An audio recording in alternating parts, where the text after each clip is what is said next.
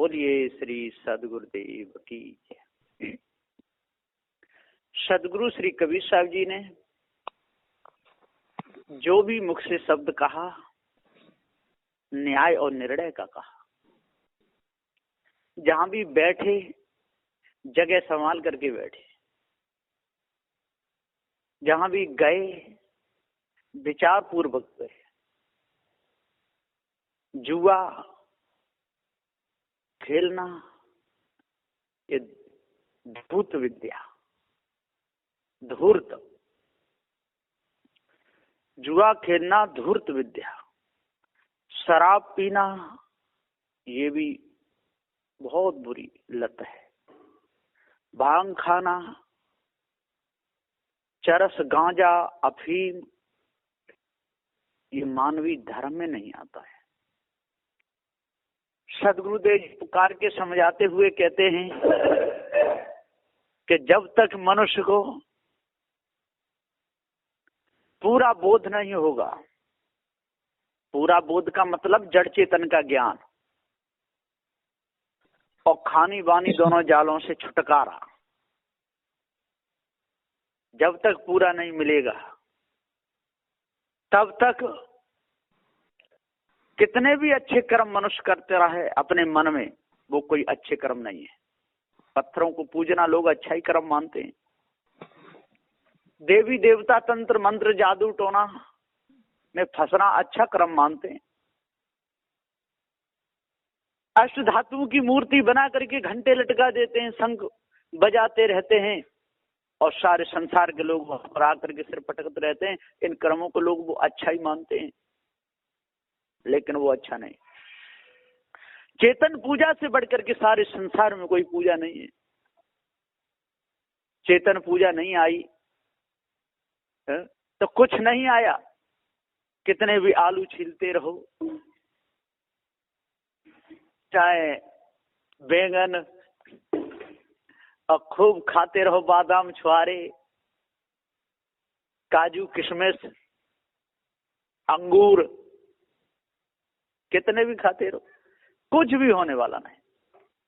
और चेतन पूजा आ जाए हृदय में, बढ़िया पवित्रता आ जाए और ये मानंदी सारी छूट जाए, तो नमक मिर्च से ही रोटी खा करके मस्त मनुष्य रहेगा। और हृदय शुद्ध ना हो, शरीर को कितना भी चमकाता रहे, कितना भी दूध घी खा खा के शरीर को बढ़ा ले, मांस लटकता रहे, घूमता रहे, ऊंचे ऊंचे सिंहासनों पर बैठ करके उसकी पूजा होती रहे, हारों में दब जाए, लेकिन उससे कुछ भी होना वाला नहीं। मन में पवित्रता आ जाए। एक जगह की बात है कि एक नेताजी आए, उनके लिए मंच बनाया गया और उस मंच के ऊपर नेताजी आकर के बैठे। बहुत से लोग आए, उनके गले में हाथ फूल डालते रहे। महात्मा लोग भी डालने लगे, कई महात्मा थे। अब सबने हार फूल महात्मा के गले में डाल दे, उनके में, नेताजी के में। नेताजी हंसते रहे। जब सबने डाल दिए तो एक महात्मा बूढ़ा एक पेड़ के नीचे बैठा, टूटा कमंडल, कपड़े भी कोई ढंग के नहीं थे। नेताजी उठे अपने आसन से और जाकर के उस महात्मा के गले में हार फूल डाले और कुछ भेंट विदाई भी चढ़ाए। तब आकर के अपनी जगह पे बैठे और बोले कि पहले का जमाना था कि राजे महाराजे लोग महात्माओं के पास में जाकर के जंगलों में जाकर पूजा करते थे और आशीर्वाद मांगते थे, हमको आशीर्वाद दो। और आज के महात्मा लोग हमारे पास में आकर के हमारे गले में माला डाल करके और पूजा करते हैं। अब बताइए कौन महात्मा है? ऐसी गति हो रही है। ये स्वयं ये आनंद की बात है। और वहां पर ये नरेंद्र मोदी आए थे, ये शब्द नरेंद्र मोदी जी। तो सदगुरुदेव जी पुकार के समझाते हुए कहते हैं कि जब ये मनुष्य अपने आप को भूल जाता है और भ्रम में डूबा रहता है, अपने पद को समझ ही नहीं पाता है, जैसा जीवन संसार में जीता है और वैसा ही जीवन महात्मा होकर के ही जीता है। क्या अंतर निकला? वही कर्म, वही काम, क्रोध, लोभ, मोह, आशा, तृष्णा, छल, छिद्र, कपट संसार में रहता है तब करता है। और वही काम यदि साधु भेष लेकर के करने लगे तो क्या अंतर निकला? कोई लाल कपड़े पहन लेता है, कोई पीले कपड़े पहन लेता है, कोई धुआं खींचता खांसता डोलता रहता है, कोई धुआं खींचत खांसत डोले और क्या दुर्गंध उड़ाते हैं, कहीं लिपे पुते में थूक देते जे जरा शर्म नहीं लाते हैं, मुंह में तमाकू, साधु होकर के। अब बताइए, जो एक तमाकू की पंखुड़ी नहीं छोड़ सका वो क्या साधु बनेगा? शराब पी रहा है, मांस खा रहा है, उल्टे सीधे कर्म कर रहा है, गालियां बक रहा है, लोगों को सता रहा है, मारने के लिए भाले बंदूक फरसा तक खींच लेता है, क्या उसको साधु कहना?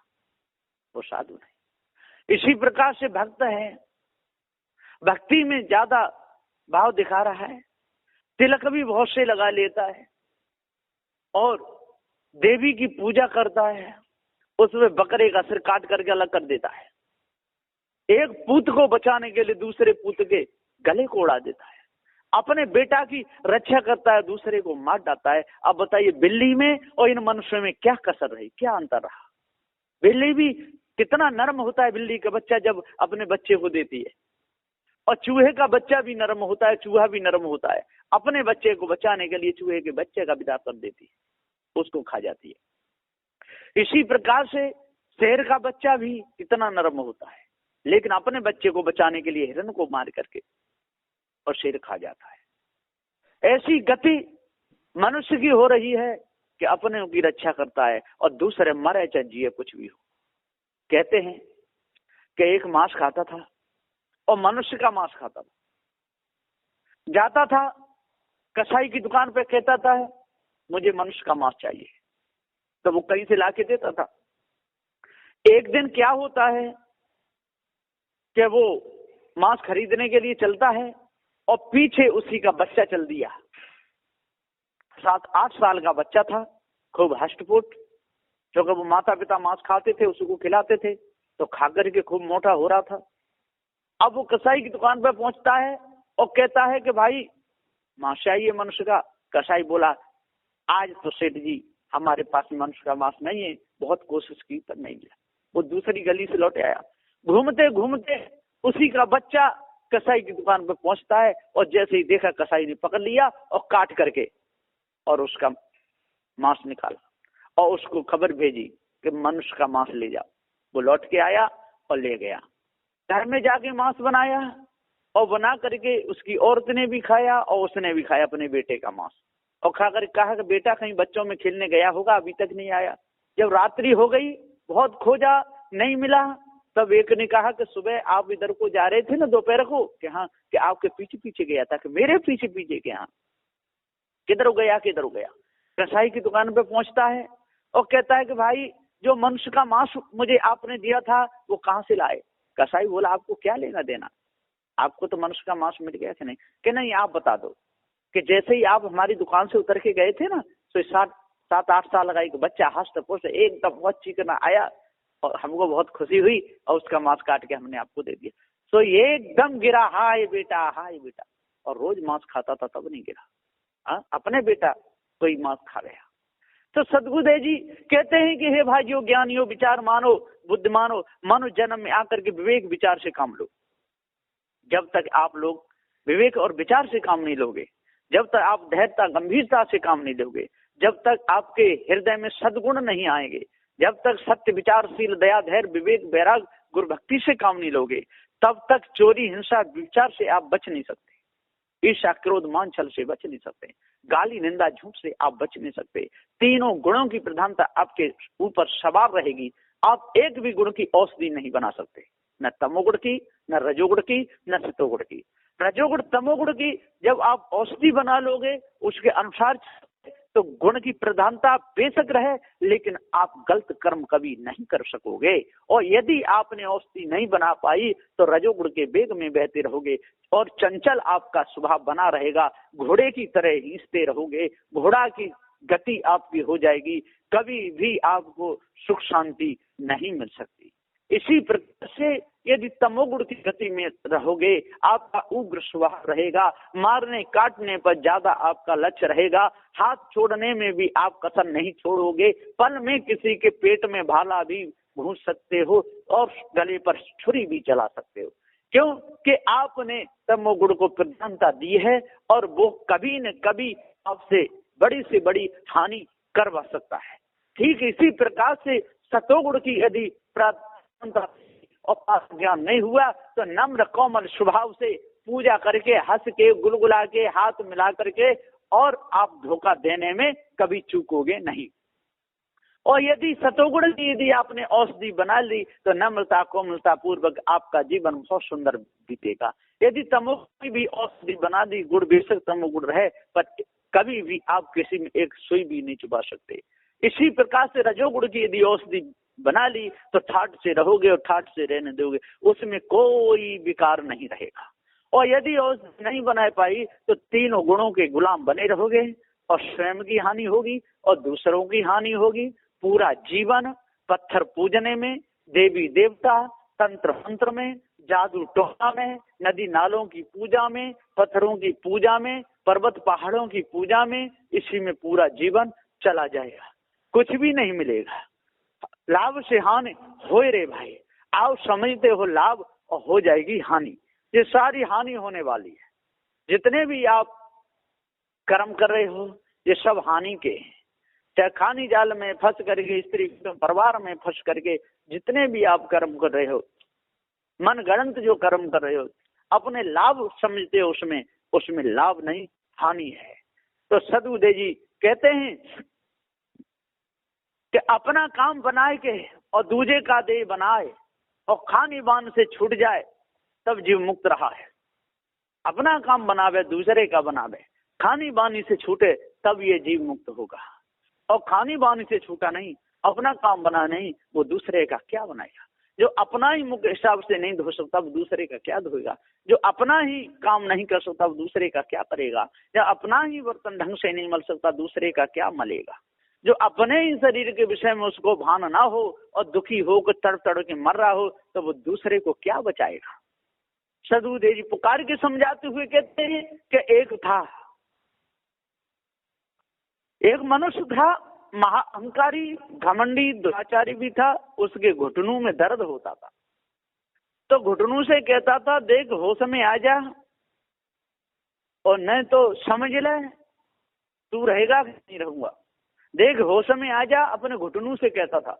एक आदमी दर्द होता था उसके घुटनों में, कहता कैसा होश में आ जा नहीं तो समझ ले। तो पत्थर का 5 किलो का बाट था, उसने घोंटू में दे मारा और जैसे ही घोंटू में लगा तो अब दर्द तो उसी के होगा। और चिल्लाया, अरे भैया मरेगा, बचाओ बचाओ बचाओ। सब लोग आए, क्या बात भैया, क्या हो गया क्या। अरे कुछ नहीं, मेरे घुटनों में दर्द होता था तो मैं इसे रोज कहता बंद हो जा नहीं तो समझ लेना, तो मैंने 5 किलो का बाट दे मारा। अरे कि मूर्ख आदमी, तेरा ही पैर तो तेरे को तो दर्द होगा। अस्पताल ले गए, भर्ती हुआ, पैर खराब हो गया, पैर काटना तक पड़ गया। तो जो अपना ही दुख दर्द नहीं समझ सकता तो वो दूसरे का क्या समझेगा। जो अपना ही चरित्र अच्छा नहीं रख सकता तो दूसरे का क्या रखेगा। जो अपने ही साथ में जो धोखा दे रहा है तो दूसरे के साथ में धोखा देने में वो कब चूकेगा। सदबुद्धे जी यहाँ पुकार के समझाते हुए कहते हैं, अष्ट महासद्गुणों का जीवन में बहुत बड़ा महत्व है। सत्य का बहुत बड़ा महत्व है, विचार का बहुत बड़ा महत्व है, शील का बहुत बड़ा महत्व है, दया, धैर्य का, विवेक, वैराग्य, गुरु भक्ति का, इन अष्ट महासद्गुणों का जीवन में बहुत महत्व है। यदि ये अष्ट महासद्गुण हमारे जीवन में नहीं आए तो हमारे अंदर आलस्य, प्रमाद, जड़ता, तंद्रा, मूर्ता, मूर्छा, भ्रांति यही आएंगे। जड़ता बढ़ती जाएगी और जड़ता बढ़ते बढ़ते बढ़ते बढ़ते शरीर इतना आलस हो जाएगा कि जवानी में भी वो ये सोचेगा कि मेरे बड़े की कोई पेशाब करे आवे तो ठीक है ना, ढूंढा लगा हो कोई दूसरा करे आवे तो ठीक है। और लोगों ने भ्रम कथाएं लिख भी रखी हैं कि शकुनी और ढूंढाल करने जाता था, टट्टी करने जाता था और भीमसेन खाता था। भीम खाता था और शकुनी टट्टी करता था। ऐसी ऐसी बातें लोगों ने लिखी है फिर कहते हैं कि वो भीमसेन था ना, तो लकड़ी चब जाता था, पत्थर खा जाता, कुछ भी खाता था। और शकुनी हाथ जोता है, वो भैया वो भांजे ऐसा मत करें। अरे मेरे पेट में बहुत दर्द होता है, ये ईंट पत्थर नहीं पचते हैं, बहुत दुखी। ऐसी ऐसी बातें और लिख करके रखी है। अब बताओ, इनमें मौज ले रहे हैं। अब इनसे किसका सुधार होगा? ये तो गप टप्पे हैं, बच्चों की कहानियां हैं। बच्चों की कहानियों में और लेत मौज दिन रात, पत्थर पूजन जाते चेतन से रहते निराश। चेतन से निराश दूर रहते और पत्थरों से खूब आस लगा करके पूजते। कैसे लोग हैं? मांस मदिरा को खाते और देते गड़ा उड़ाई। मांस को खूब खाते हैं, गले को उड़ाते हैं और स्वाद स्वाद से खाते, इन्हें जरा शर्म नहीं आई। बड़े स्वाद से मांस को खाते हैं, बड़े चलते जाते हैं, कहते ओहो आज तो बहुत अच्छा बना। एक तो कहता था आजकल तो मुर्गे में भी स्वाद नहीं आता है। पहले मुर्गे की सब्जी में इतना स्वाद आता था कि अगली तक खा लो। आजकल तो भाई खान पान बदल गया, सब हो गया और मुर्गे में कोई स्वाद नहीं आया, ऐसा करके कह रहा था। सदुदेव जी कहते हैं कि देखो कैसे ये लोग हैं, कैसे दुराचारी हैं, मुर्गे में स्वाद खोज रहे हैं। अरे अपना ही मांस काट के खा के देखो, तब आपको पता चल रहा है। एक हाथ आज काट दो, एक कल काटो, पैर काट, तब आपको पता चलेगा कि दर्द का कितना दर्द होता है, कितना कष्ट होता है। दूसरे का काटने में बहुत मौज आती है। अब इनको मनुष्य कैसे कहना है? इनको मनुष्य कहना धर्म नहीं, ये पशु है। जिसकी पशु की आदत बन जाए, जिसके अंदर दुर्गुण दुराचार आ जाए, जिसके अंदर सद्गुण ना रहे, सद्गुणों से काम ना ले, पवित्र अपना हृदय ना रख सके, अपने आप को दुर्गुण दुराचारों में और रत कर दे, झूठ कपट छल छिद्र से निकले ही नहीं, उसका अंतःकरण पवित्र कैसे हो सकता है? कभी नहीं होगा। तो बंदी छोर सदगुरुदेव जी कहते हैं कि हे भाई ज्ञानियों, हे विद्वानों, 4 वेद 6 शास्त्र 18 प्राणों के ज्ञाता हो, जपी तभी सन्यासी हो। सबको सदगुरुदेव कहते हैं, जैनियों को भी समझाते हैं, बौद्ध वालों को समझाते हैं, और जितने भी मत पंथ सिद्धांत, चाहे वो राधा स्वामी वाले हों, चाहे वो किसी भी मत पंथ के हों, सबको सदगुरुदेव का उपदेश है। और समझा रहे हैं कि हे भाई ज्ञानी, आप लोग यदि चित गए, आप लोग जग गए, तो आपके पीछे पीछे चलने वाले तो अपने आप ही सीधे चलेंगे। यदि आगे वाली भीड़ सही चलती है तो पीछे वाली भेड़ें एक लेन पर और सही चलती हैं, और यदि आगे वाली भेड़ यदि इधर उधर को हो गई तो सारी भेड़ें इधर उधर हो जाती हैं। यदि कोई गड्ढा है और एक भेड़ गिर गई तो सारी भेड़ें उसमें गिरते हुई चली जाती हैं। एक बार कहते हैं रेलगाड़ी चल रही थी और भेड़ों का झुंड आ रहा था, एक भेड़ आगे की कट गई, बहुत सी भेड़ कटी। तब उसने भेड़ वाले ने जाकर के भेड़ का मुख मोड़ा, तब भेड़ें बची। यदि वो उसका सिर नहीं मोड़ता तो सारी भेड़ जाकर के और रेल से कट जाती, एक भी नहीं बचती। इसी प्रकार सदगुरुदेव जी कहते हैं अनादि काल से ये भेड़िया धसान बनी हुई है। एक पड़ा जो गाड़ में, सवे गाड़ में जाए। यदि एक कहता है कि भैरव बाबा की कृपा से सारे काम बन जाते हैं तो सब कहने लगते हैं। एक कहता है कि हनुमान की कृपा से सारे काम बनेंगे तो सब कहने लगेंगे। एक कहता है मलमूत्र की पूजा करो तो बड़ी शांति मिलेगी, तो सारे के सारे करने लगते हैं। ऐसे ऐसे लोग हैं। अब बताइए, पशुओं की पूजा करो सारे काम बन जाएंगे, तो पशुओं की पूजा करने लगते हैं, पैर छूने लगते हैं, उनको सिर झुकाने लगते हैं। कैसे कैसे लोग हैं। तो एक पड़ा जो गाड़ में और सवे गाड़ में जाता। अनादि काल से ये भेड़ बने हुए हैं। सदगुरु श्री कबीर साहब जी ने और मुख मोड़ा तो कुछ बचे, तब तो नहीं। अब कब तक मोड़ते रहेंगे? मोड़ने में कोई कसर नहीं छोड़ी सदगुरु श्री कबीर साहब जी ने। फिर भी यदि नहीं मुड़े तो अब क्या करें? आज भी पारखी संत हैं, मोड़ने में कोई कसर नहीं छोड़ रहे, चेतन पूजा में कोई कसर नहीं छोड़ रहे, और सभी संतों की महिमा गा रहे हैं, त्याग वैराग की महिमा गा रहे हैं। त्याग वैराग सर्वोपरि श्रेष्ठ है। लेकिन जो झूठी कहानियां आपने अपने अंदर रख रखी हैं और कहते हो कि ये ब्रह्मा ने पृथ्वी बनाई और हिरास चुरा ले गया, अरे भाई इन झूठी कहानियों को दूर कर दो। हनुमान जी हुए, पृथ्वी पे हुए, अंजनी उनकी माँ थी, ये उनके पिता थे, बड़े बलवान थे, राम के भक्त थे, ये बात बहुत अच्छी है और मनुष्य थे। लेकिन आपके तो पीछे पूछ लगा करके बंदर जैसा मुख और सूर्य को लिया, ये सारी मनगढ़ंत बातें, ये बेकार की बातें, इनमें लग करके। रामचंद्र जी थे, दशरथ के पुत्र थे, बड़े अच्छे थे, दयालु थे, धैर्यमान थे, अपने विवेक विचार से काम लेते थे। यदि आप गुण गाओगे, उनकी रहनी सहनी से यदि काम लोगे, भाई भाइयों में उनमें कितना प्रेम था, कितना था, बहुत अच्छी बात है। लेकिन क्या कहते हैं लोग कि राम की मूर्ति पर भी कोई शराब चढ़ा। एक बार तो मैंने देखा कि शराब की बोतल और ला के राम की खोपड़ी बढ़ाते और डाल के जय श्री राम और कह के बोतल पी गया। मैंने कि भैया ऐसा तेने क्यों किया है? इन्होंने रामचंद्र जी शराब पीते हुए तेने देखे क्या? मांस खाते हुए तेने देखे? तेने ऐसा ये क्यों किया? और खाते होंगे तो वो जाने, उनका कर्म जाने, उसका दंड वो भोगेंगे। लेकिन आप लोगों ने ऐसा क्यों किया? राम की तो सम्मानीय, लोग उनको पूज्य मानते हैं, इतनी पूजा हो रही है, उसके ऊपर शराब डालना, ये तो बहुत बड़ी बेकार की बात है, ऐसा नहीं करना चाहिए। तो लोग इष्ट मानते हैं, देवता मानते हैं, उनके ऊपर भांग भी चढ़ा देते हैं, उनके ऊपर शराब भी डाल देते हैं। और कोई तो चिलम जब भरते हैं और चिलम को जब मुंह में आते हैं, बाकी मूर्ति के मुख से लगाते हैं। एक तो चिलम पीने वाला भी देखा, चिलम पी रहा था और चिलम पी करके और पहली फूंक और वो उनके मूर्ति थी उसके मुख से और चिलम लगाई दी ऐसे। अब वो मूर्ति क्या जानेगी, क्या वो चिलम पिएगी? तो सदुदय जी कहते हैं कि ऐसे दुराचारी लोगों की सारे संसार में कोई कमी नहीं। ये सब के सब धोखे में फंसे हुए हैं, दूसरों को धोखे में फंसा रहे हैं, चिलम पीते हैं, मांस खाते हैं, शराब पीते हैं, व्यभिचार भी करते हैं, उनको पता ही नहीं चलता। बहन बेटियों को जरा भी चूकते नहीं। कहीं कहीं तो शाम होते ही बहन बेटी बेचारी बाहर नहीं निकल सकती, क्योंकि दुराचारी लोग लट्ठे कट्ठे उल्लू के पट्टे खूब ढूंढते रहते हैं, चारों ओर देखते रहते हैं किसी की बहन बेटी आवे, ऐसा ही उनका लक्ष्य रहता है। तो सदुदय जी पुकार के समझाते हुए कहते हैं अब इनसे क्या आशा की जाती है?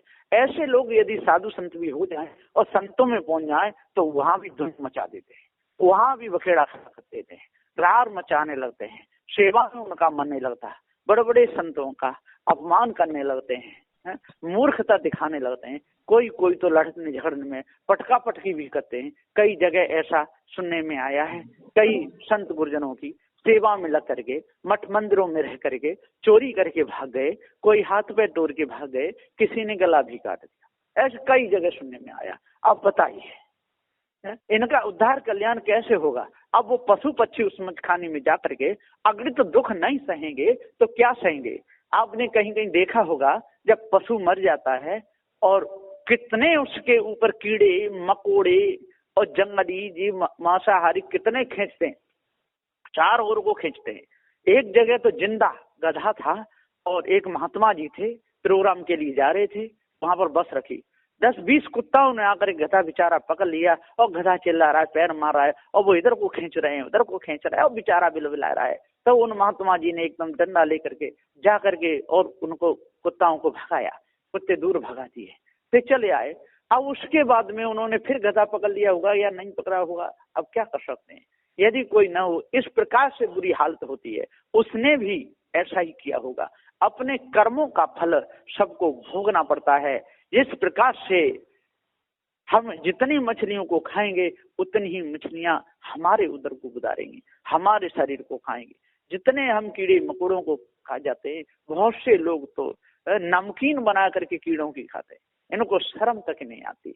तो सदगुरुदेव जी पुकार के समझाते हुए कहते हैं कि अपने मन को पवित्र रखो, अपने तन को पवित्र रखो, अपने वचन को पवित्र रखो, अष्ट महासद्गुणों से काम लो, दुर्गुण दुराचारों को त्यागो, चेतन पूजा में अपने मन को लगाओ, सत ग्रंथों को पढ़ो, उसमें जो सार बात है, जो सत्य न्याय निर्णय से युक्त है, दया धर्म की बात है, विवेक वैराग की बात है, संत गुरुजनों की सेवा की बात है, शुद्ध शाकाहार पवित्र भोजन पाने की बात है, उसको उस उपदेश को अपने हृदय में धारण कर लो।